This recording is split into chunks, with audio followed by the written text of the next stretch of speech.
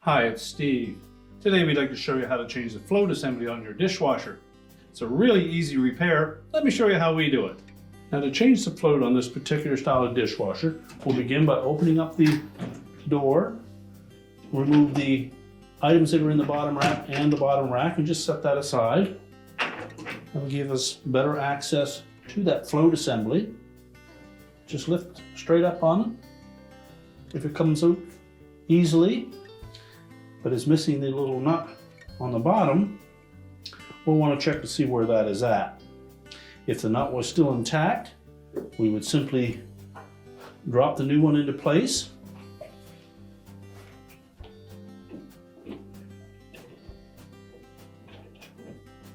And just listen carefully to see if you can hear the switch activate as you raise and lower that float. If you don't hear that switch activating properly, we'll then need to remove the access panel at the front and check to see what is jamming that float actuator. If you were able to hear that switch activating before we finish the repair, we'll simply clean up that housing so that the float doesn't bind on it. Now, once we've cleaned up that support, again, we'll drop the float down into that opening, make sure it moves freely, and again, that we can hear the switch open and close. At this point, we can simply put the lower rack back into place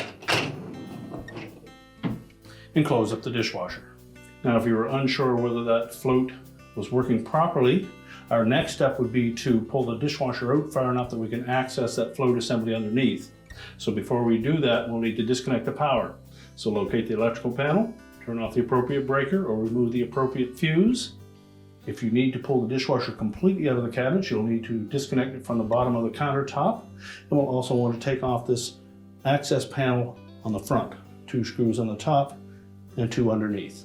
Once we've done that, we can access that housing. So to remove the access panel, we'll note that there are 2 screws on each side, one above this upper panel and one that secures the lower panel, and the same on the opposite side. So we'll simply need to remove those.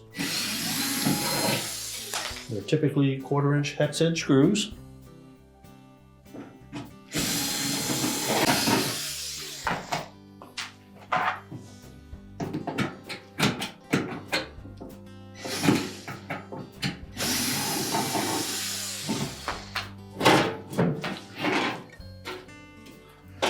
So remove both panels.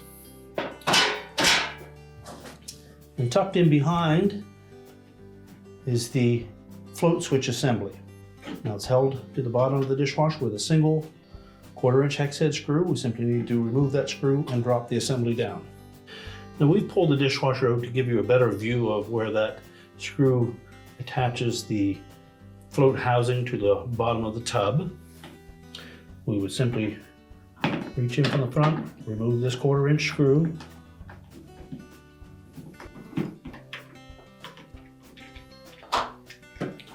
and then drop that housing down.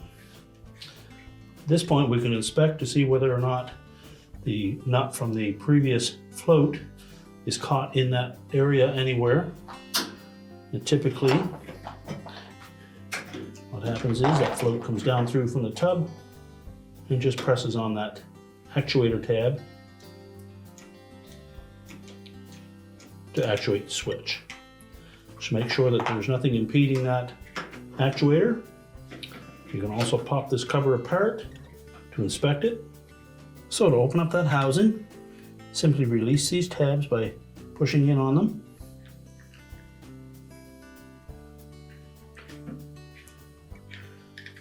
And then prying the 2 halves of that assembly apart.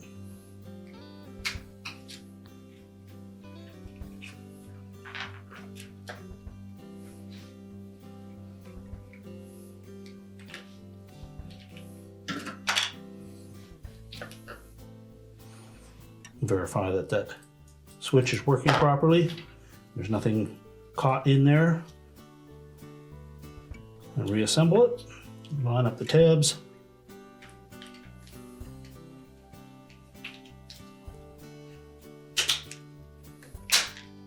Now when reinstalling that assembly, you note that there are a couple of tabs just forward of the opening where the float fits down into that housing. Those are going to line up with the opening through the bottom of the tub, and then pivot it so that the screw hole lines up with the projection on the bottom of the tub as well.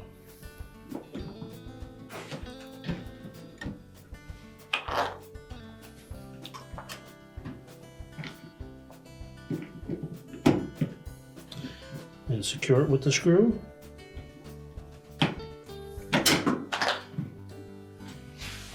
And then we'll fit that float from the inside. And now we can push that dishwasher back into place and reinstall the access panels. Now with the dishwasher pushed back into place, we're ready to reconnect it to the bottom of our countertop.